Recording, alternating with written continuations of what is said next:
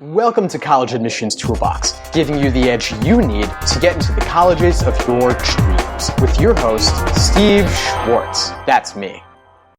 Today, we're talking with Sunil Damle. Welcome to College Admissions Toolbox. Sunil, I'm so excited to have you on the show. How are you doing today? I'm doing great, Steve. How are you doing yourself? Awesome. Thank you. Now, Sunil, you have an extremely interesting background. You've actually worked with students in China as a college counselor in a school there, and since then you've gone on to co-found a startup in Shanghai to help international students apply to college. Tell us a little bit about your journey. Yeah, absolutely. So I grew up in Colorado. Both my parents are first-generation immigrants to the United States. My dad came to the U.S. from India for a graduate program at the University of Michigan, and my mom is an immigrant from Croatia. She first came over when she was a teenager to work as an au pair in a Croatian family's house. So, growing up, both my parents have a really a great or well-rounded perspective on the U.S. undergraduate college admissions process.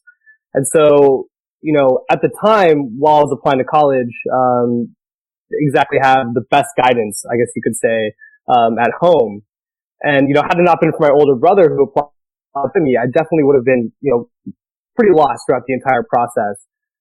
So with that in mind and kind of getting through the process and understanding how difficult it can be for, applicants who don't necessarily have guidance from their family or, a lot of guidance counselors in their schools. While I was in college, I went to Occidental College, a small liberal arts school in Los Angeles. I decided to sort of give back to that cause, and I worked in high schools in LAUSD, the Los Angeles Unified School District, as a mentor for first-generation students, basically the first ones in their family to apply to college. While I was also in college, I was studying Chinese, and my major was international affairs, so I was really interested in U.S.-China relations. And when I was a senior, I had an awesome opportunity to kind of merge those two interests: college admissions on the one hand, and international affairs, U.S.-China relations on the other, and returned to China to work as a counselor at a local public school in China, which sent a high volume of students to the United States. And it was through that experience of working at that school that I identified, a series of problems in the way that Chinese students were preparing for the admissions process and preparing for, attending university and college in the U.S. So that's kind of the short story of kind of how I got to work today here in Shanghai.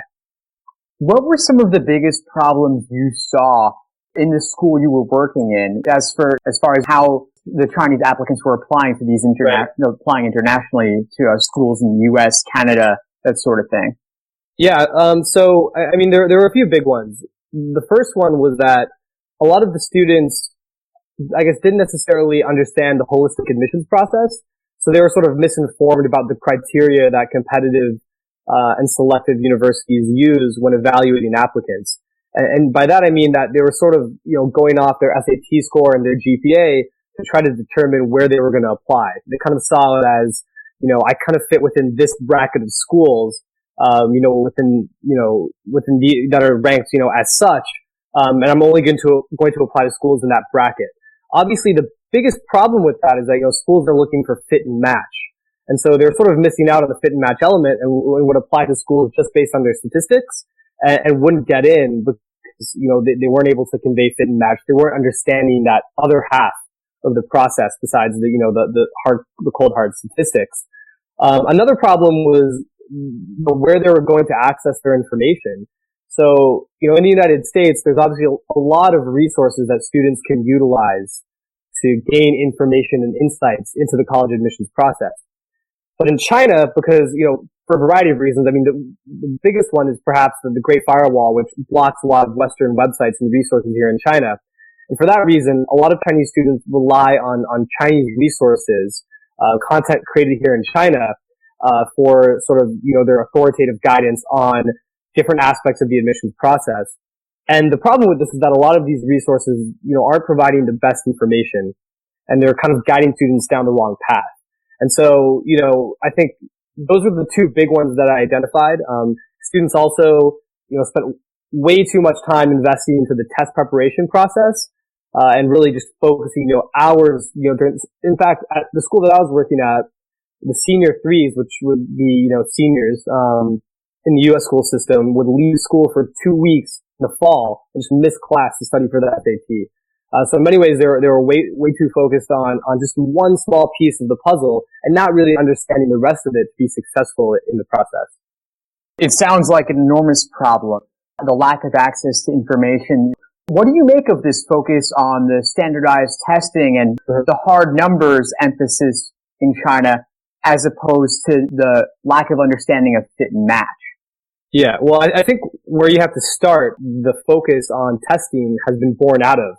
So here in China, the way that students get into colleges, local colleges here in China, is through one test. Their future is dictated by one test called the Gaokao, and they basically study for that for their entire life.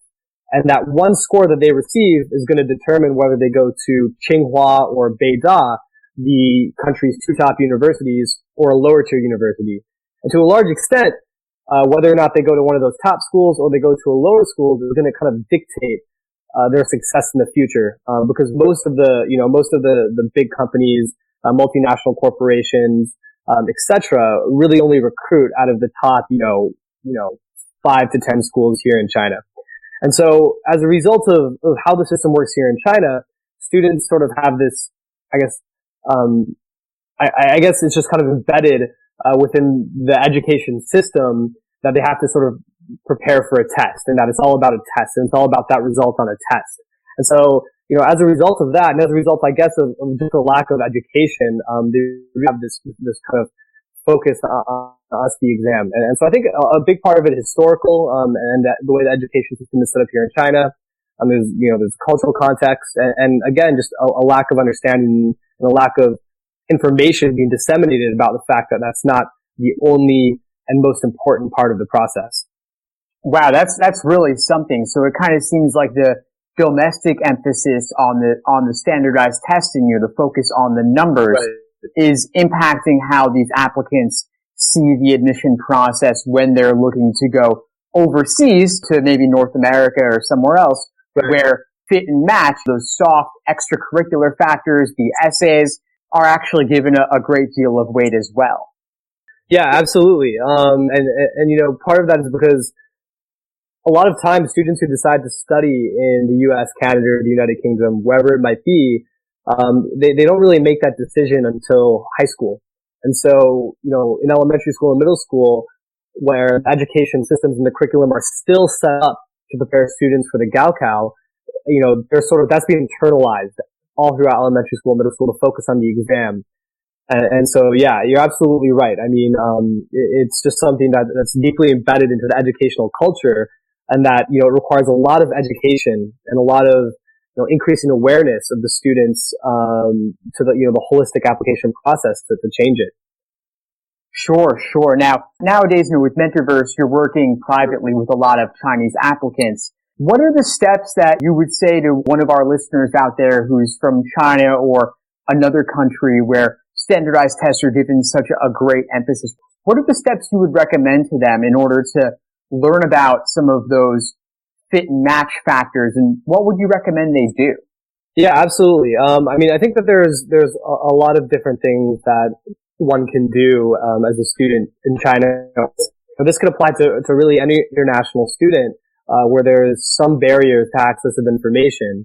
I think the first thing would be to talk to people if they're accessible. In some cases, they might not always be accessible, and that's kind of part of what we're trying to do with Mentorverse is, to a certain degree, democratize access to human resources, but to talk to people that have experience going through this process. And so a lot of Chinese students, and so for Chinese students, this would be to reach out to other students from China, which are accessible through various social networks. The big social network here in China is WeChat. It's a messaging chat, and through it, there's these large networks and large group chats of students who have kind of gone through the process of study abroad. And so just reach out to a student who has gone through the process before and now, is on campus in America, and in retrospect sort of understands the importance of the other 75% of the application process. With that, I think students should also make any effort possible using the internet to reach out to alumni or current students to understand and learn about, the process that they went through in order to get into those schools, and sort of what they did beyond just preparing for the SAT to be best positioned to earn acceptance to elite colleges. And so I think accessing human resources in any way you can, is really step number one. Step number two, is there are tons of resources online, and even here in China, like I said, one of the big barriers is that most of the online resources that Chinese students have access to are sort of filtered. But I think, with a little bit of ingenuity, I think students can access Western resources that kind of explain the process a little bit more in depth. There's a pretty famous book on college admissions called Gatekeeper, in which the admissions process at Wesleyan was sort of the author was essentially a fly on the wall in the admissions process in Wesleyan, and also sort of looked at it from the perspective of I believe it was 4 or 5 applicants who were applying to Wesleyan, and sort of, I guess, reading books like that, for example, where you get a window into the decision-making process by admissions officers and the way in which other students prepared for themselves, I think can give Chinese students a little bit more insight into how schools make their decisions, and then as a result, how they can best prepare in a holistic manner. And those books are easily available on e-commerce sites like Taobao and etc. So definitely available here in China. And then the other aspect of it would be for those Chinese students who have counselors to listen to their counselors, because a lot of counselors here in China are trained to provide Chinese students with obviously the best information possible, and the most up-to-date information possible about what it takes to get into school. And I guess I'll add one more thing to that, which would be when colleges do attend China, when college representatives and admissions officers do come to China, to absolutely take the opportunity to attend those sessions, to get the contact information of the admissions officers, and to email them, and kind of get a sense of and I guess directly ask them what they can be doing there, over however much time they have left in high school to apply to that college. Well, absolutely, Sunil. You just gave us so many powerful nuggets. I hope our listeners in China and elsewhere who don't have the same access to information are really listening closely to what you said, because I love the Gatekeeper. Great insight into the admissions process. I'll link to it in the show notes. I love the recommendation about, talking to folks who've been through the process, really kind of learning from those who've already been there and hearing their experiences. Definitely really valuable to do that. Collect as much information as you can. Be resourceful. Connect to the websites and resources you can. Get the books you can through whatever means you can. You really got to learn. It's worth the investment of effort, no doubt. Yeah, and do you mind if I jump in real quick and add one more thing to that? Sure. Yeah, there's a starting point to all of this, which is that the first thing that you need to do is you need to be proactive, and you need to empower yourself to go out and do these. Some students just simply aren't proactive; they're reactive. They wait for information to come to them. They expect other people to tell them what to do. And I think that students who are proactive, and I think you need to be proactive in order to sort of do exactly the things that I was just talking about. So students who are proactive, I think, will be rewarded. So the very first step would be to be proactive. I think it requires a proactive student to sort of find these resources and to use them to their best advantage. Yeah, absolutely. And it's easy to fall into the trap of thinking that the numbers will be enough, and it's hard to know where to look. But just going on a message board like the Reddit College Admissions Forum, and posting a question, and then just ask for help. And people will be glad to jump in and give you some advice. So you can go on a message board. You can also Google. You don't even have to have human interaction if you don't want to. And you can, take that first step to be proactive and look for the information that you need, especially learning about those soft factors, the fit and match, the extracurriculars, what goes into a good college essay. So definitely really powerful insight there, Sunil. I want to shift gears a little bit. What we really love to hear on College Admissions Toolbox are stories. Could you take us to the moment in time of the worst college admissions moment you've seen or experienced, and tell us the story behind it? Yeah, absolutely. So I think I'll start with a story from my time working as a counselor at the school, as you mentioned, at the school here in China. So I was working as a counselor at a school in Ningbo. And for the listeners who don't who haven't heard of Ningbo, I hadn't heard of it before I moved to China. Not a lot of people have, but it's about 2 hours south of Shanghai. And there's a surprising number of students from this, I guess what we'll consider to be a third or fourth tier city in China who want to study abroad.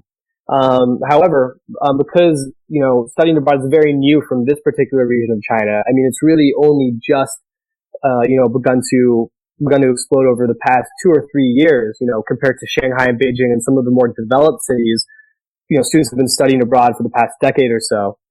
So I think there's still obviously, a gap in information for those students, in third or fourth tier cities. So I was based in this school, and we had some students who were applying to the UC school system. Obviously, as you know, the UC application, you write 2 essays for, and the application covers all of the UC schools. And we had basically all of our students provide us with their essays before they submitted them, so we can, make a final check.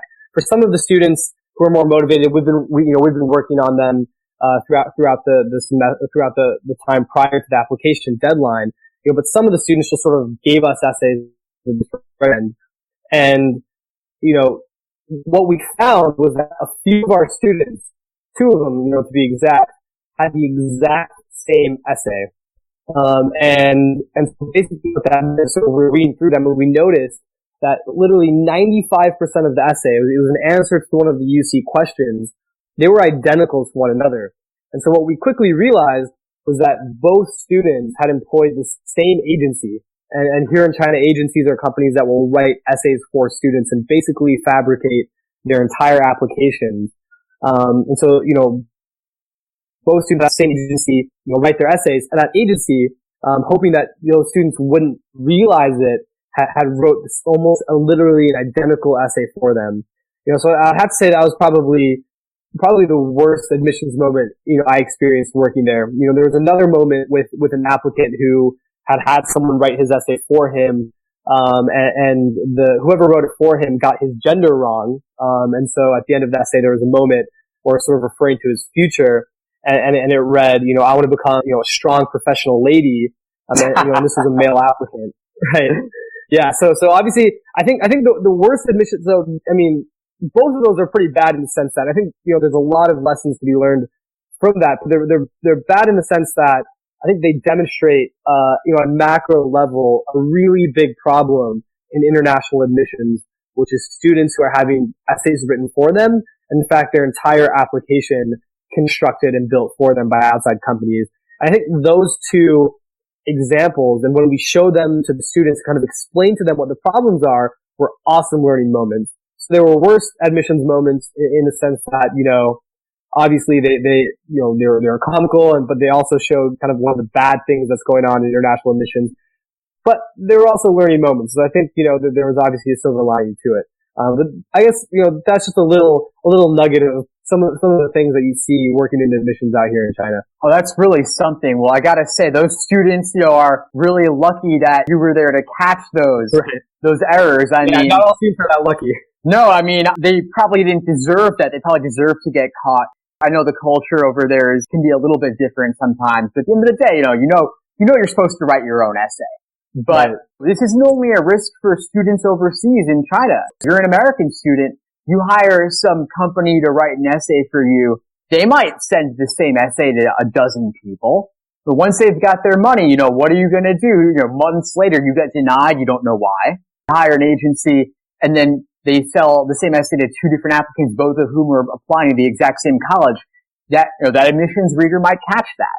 And then, similarly with the gender thing, maybe some company, farms the work overseas to someone where, native English isn't their native language, and maybe it's not going to be high quality. And if you don't read it over carefully enough, maybe you'll miss that she-he gender difference, or something as egregious as saying lady when we're talking about someone who's male. So those are definitely some risks.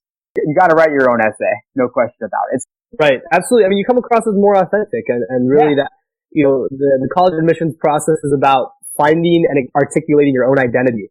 And you can't do that if someone else is writing your essay. Yeah, it's got to be cohesive. It's got to match the theme and the tone of all the other aspects of your application, your other essays, the way teachers and counselors describe you in letters of recommendation, the list of activities that you have, it's all gotta be a similar theme in the end. And you kind of lose that when you have someone else doing a lot of the work there. So definitely valuable insight there. Thanks so much for sharing that, Sunil. What was your own college admissions experience like? Yeah, so, my experience, basically the thing that I was most passionate about when I was in high school was speech and debate. And, I hadn't really focused on anything else when I was in high school. I played baseball and a few other sports. But I was really passionate about speech and debate. And so, when my admissions cycle began, when I started having to think about where I was going to apply and what I was interested in and how I was going to, package everything together and articulate it to admissions officers, it was pretty evident to me, and to the people who were providing me with guidance that, that was going to be my hook. Basically my passion for debate and my passion for argumentation and my passion for understanding the world around us and being able to talk about it. And so, I think I was very successful in selling that one aspect of myself and how that would add value to a college campus. And I think that's what ultimately made me successful in the process, because I definitely wasn't a student who had, the highest SAT score, the very highest GPA, even at my school. And I think I was still able to be successful at some very, very selective colleges, because of the way that I articulated my hook, and the way that I demonstrated to school that it would add value to their campus. In terms of, the actual, nitty gritty, I think, for me, I sort of wanted to go to a really small school. And I think I knew that, from the time that I became passionate about speech and debate, because I knew that, I had a big mouth and I just couldn't stop talking. So I knew, that I wanted to be in an environment where I'd be able to sort of contribute to classes day one, and contribute to classroom discussion. And so liberal arts colleges definitely spoke to me most in the process. And so I ultimately ended up, applying to only 4 schools, 2 of which were, liberal arts schools, Occidental College and Colorado College, which is about 10 minutes from my home, in my hometown of Colorado Springs. And, I was selected everywhere where I applied. And in retrospect, I think that, I probably could have aimed a little bit higher. I think that I didn't, give myself as much credit in terms of what I'd accomplished in high school. I thought, well, I'm not the valedictorian. I haven't done, 15 different things and excelled in 20 different things. But what I came to realize after I began to work with students is that it's not about, excelling in 15 or 20 different things. But it's about being really passionate about one thing, and really demonstrating that throughout your entire application. So I think I may have been able to apply to a few more schools and maybe had a few more options.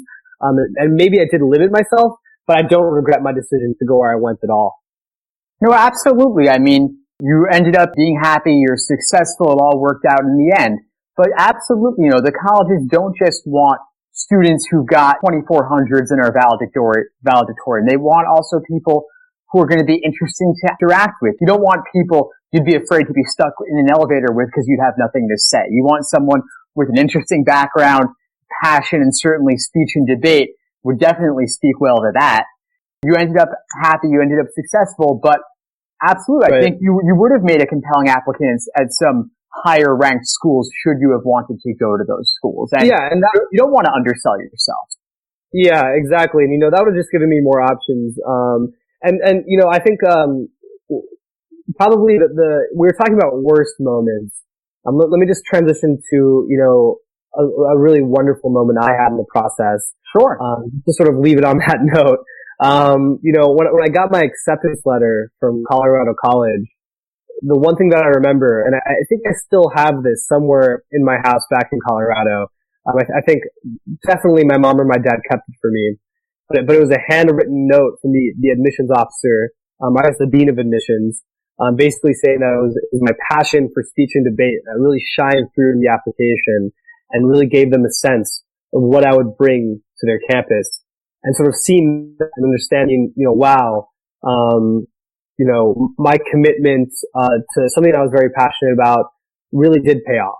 It really did shine through the application, and I wasn't hurt by the fact that I wasn't superficially participating in a bunch of different things just to pad my resume. Really, gave me hope and faith that, it is about depth and not necessarily, just counting the number of things you've done and padding your resume. Absolutely. It goes back to this thing, you don't want to be a jack of all trades and master of none. You don't want to have a laundry list of several things that you do each one kind of okay. You want to pick, one or two or maybe three at most, a couple of things that you're really passionate about, even one, and just pursue it and become excellent at it, excel at it, become a superstar in that particular area. And that's where you're really going to shine. And, admissions officers are going to take notice. And yeah, no, absolutely. Yeah, I was just going to say, so, a lot of students will ask me, don't colleges want well-rounded applicants? And I tell them, really that's not the case. They want angular applicants, applicants who really excel at one thing. They demonstrate passion to form a well-rounded class. Absolutely. On the one hand, you don't want to be a complete nerd and, only about the academics. You also don't want to be someone who's only able to speak about one topic. But at the same time, absolutely, you do want to be someone who's angular, who's like, you're the speech and debate guy. And that's what you are, and they know that you're going to go to Occidental, and you're probably going to get involved in that community in some way. And even if not, speech and debate is a valuable skill to have in any field, so they know you're going to excel. But definitely, just to come back to what we talked about a little bit earlier, you don't want to undersell yourself. You want to, if you have a particular hook, you want to milk that in a way. You want to, refine that story in your college essay. You want to have your teachers talking about it in the letters of rec. And yeah, you don't want to apply to no safeties and no schools that are on your level, but you do want to apply to a couple of reaches as well, because who knows? Maybe you'll get lucky. Maybe they will recognize your valuable skill and want you to contribute to their campus community. Yeah, absolutely. In retrospect, I definitely think that that's kind of the one place where I went wrong, is I didn't really apply to any reaches. I kind of stayed safe in my target zones. And so I definitely would advise and have advised, students who are applying to college to always a little big, because, there's always outliers, from the cold hard statistics. Sometimes if you plot, all of the students who apply to a certain university on a graph, you'll tend to see that most of them who are accepted, will fall high. Take an Ivy League school, for example. They'll fall high on the GPA, the SAT spectrum, right? So they'll fall in the top right-hand corner if GPA or test scores was on the X or Y axis, etc. But you'll always see green dots of students who are accepted that sort of fall outside of that area. And there's no reason why you can't be that outlier. So I think that students shouldn't get discouraged for any one reason, and should really just apply to wherever they think they fit, even if they believe it's a reach based on, certain criteria. Well, absolutely. The colleges are always going to reserve spots for outliers because, they've got to keep themselves high in the rankings where GPA and SAT are really big factors. But at the same time, they want a class as a whole that is well-rounded. They want those interesting stories that are going to look good for their brochures. They want those interesting stories of people who they know are going to go on to do great things in a variety of fields. So there's no reason not to try to become that outlier. You were one, Sunil. I was certainly one as well. And I think, the college is definitely reserving lots of spaces for those types of students. So definitely lots of powerful nuggets there. Thanks for sharing those, Sunil. I want to shift gears a little bit now and move on to a light bulb moment that you've seen or experienced, that, maybe an applicant that you've worked with, that aha moment that led them on the path to success. Can you share that step-by-step process with some concrete details? Yeah, absolutely. So I guess I'll tell the story about a student that I worked with this past cycle.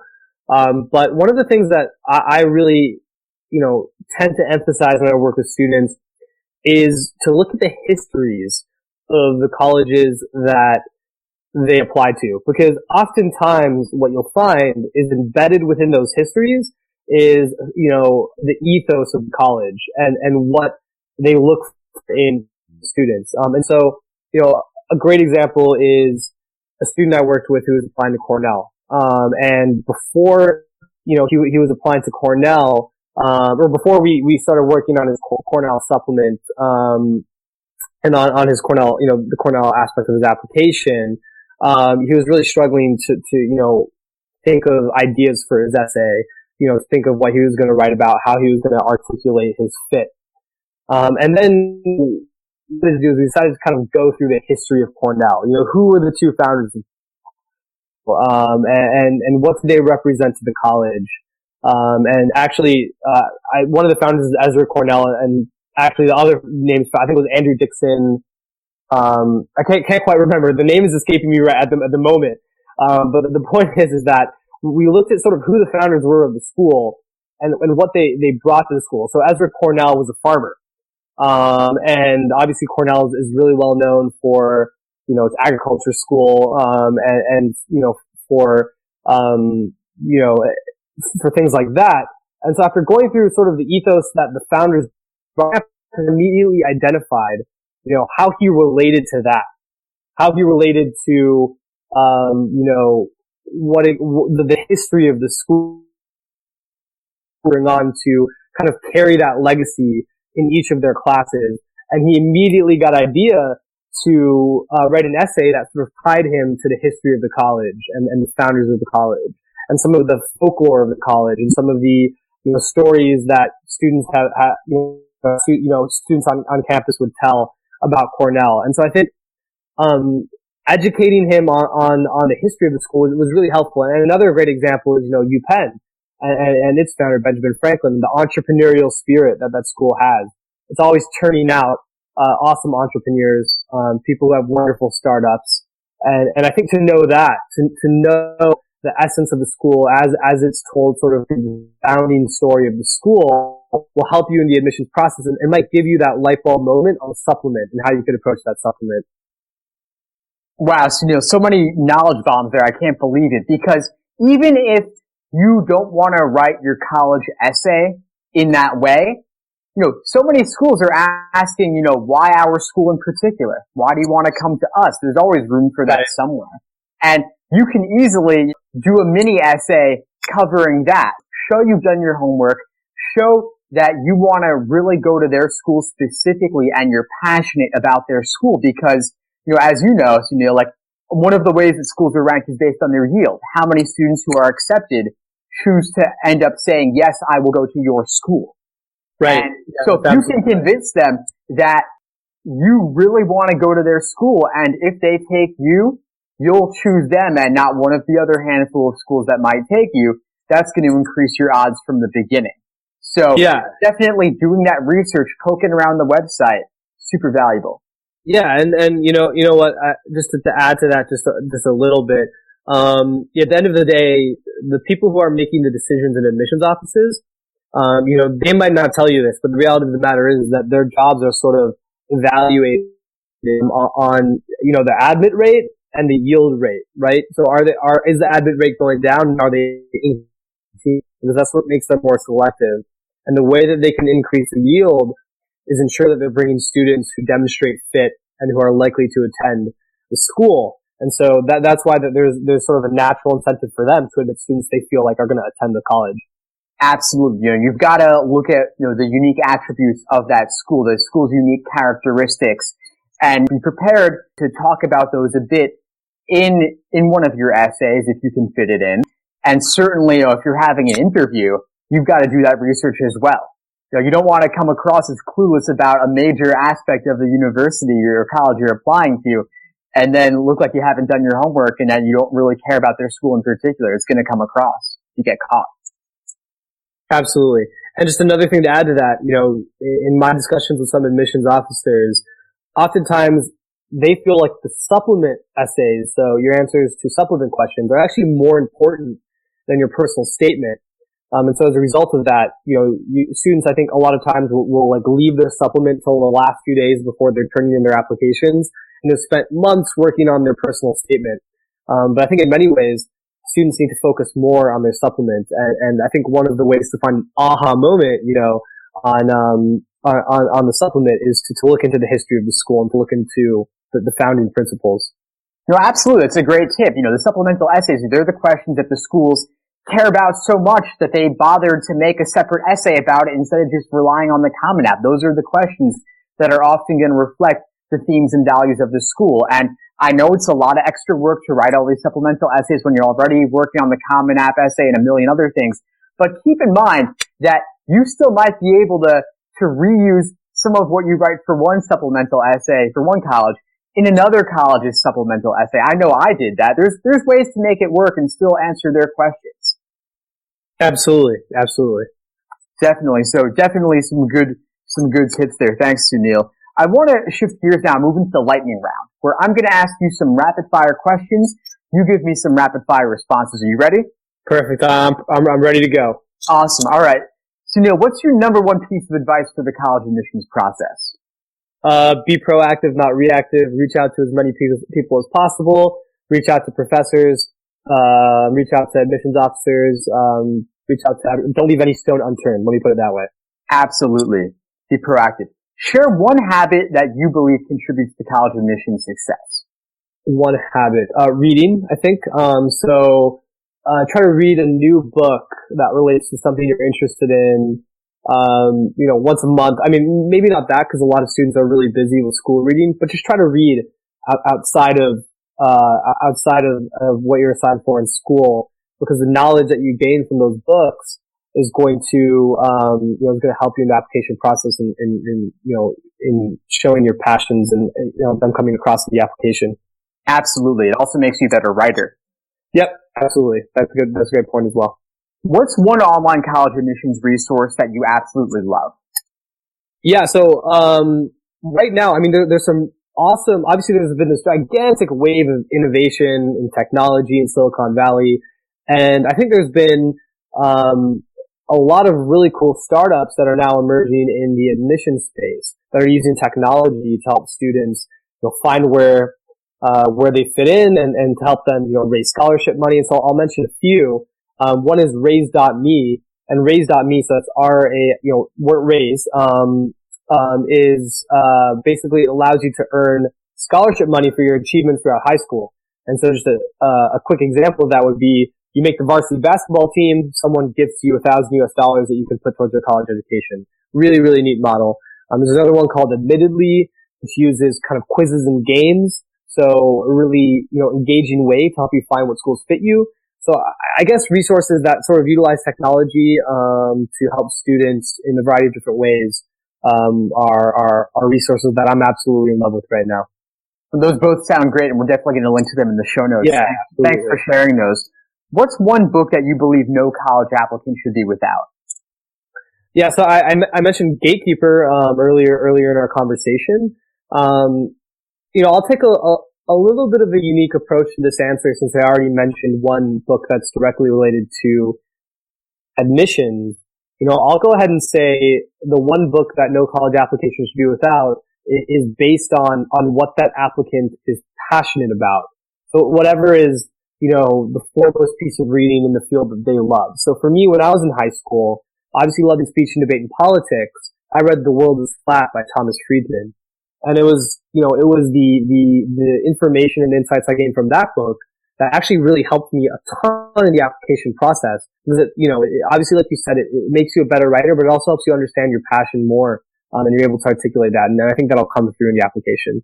So since I already mentioned one book directly related to admissions, we'll go, with something that most people wouldn't think would be a resource, for admissions, but it really is, which is just books in any other subject. Absolutely. Makes you a more interesting person, gives you something to talk about during the college interview. Yeah. Maybe something to work into your personal statement in your college essay in some way as well. So, reading is always a good thing. Absolutely. Now, what are you working on these days, Sunil? What's keeping you busy? What are you looking forward to? Yeah. So, working on a lot of things right now.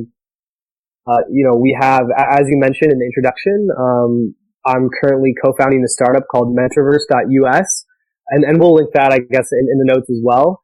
And we have sort of a companion product to that, platform to that, called Q and Admit, qadmit.com. And both of these are online platforms, mostly designed for international students, but really any student around the world can use them.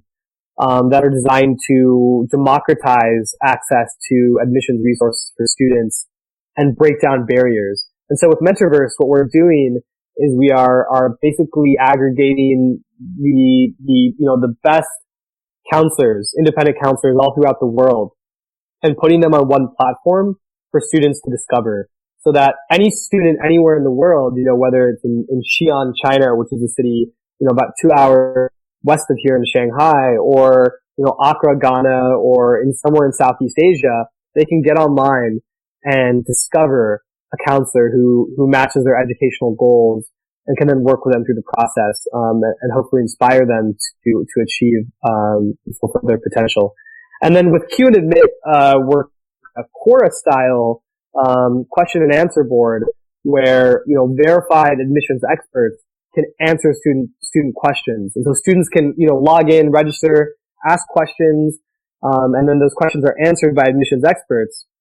And then, other students or other members of the community can go in and upvote, those questions. And, if your question is upvoted, you can earn points, and then you can earn badges. And so we're trying to really focus on creating a community, and creating an environment where students and experts can share questions and insights.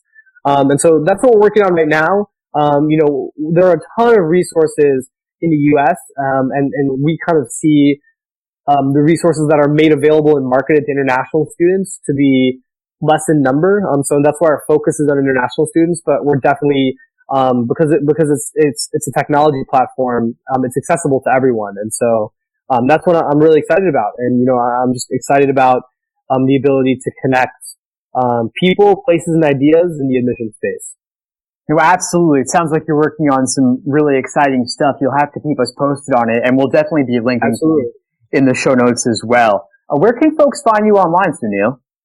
Yeah, so, they can find me on either the mentorverse.us or QAdmit website. That you can also, anybody can freely email me at ssdamle1@gmail.com. So that's ssdamle1@gmail.com. I'm more than happy to answer anybody's questions about the work I'm doing, and obviously, hopefully, share some of the insights I have on the college admissions process. No, absolutely. That's so kind of you, Sunil. Definitely, listeners, definitely reach out to Sunil. Bug him with lots of questions. He's awesome. He's been so much insight. Thanks so much, Sunil, for joining us. We'll have to have you back sometime soon. Be well. Yeah, absolutely. And thanks for having me, Steve. Totally. It was a pleasure. Bye. Bye. Thanks for listening to College Admissions Toolbox. Head over to www.collegeadmissionstoolbox.com to get more free tools and resources that will help you get into the colleges of your dreams.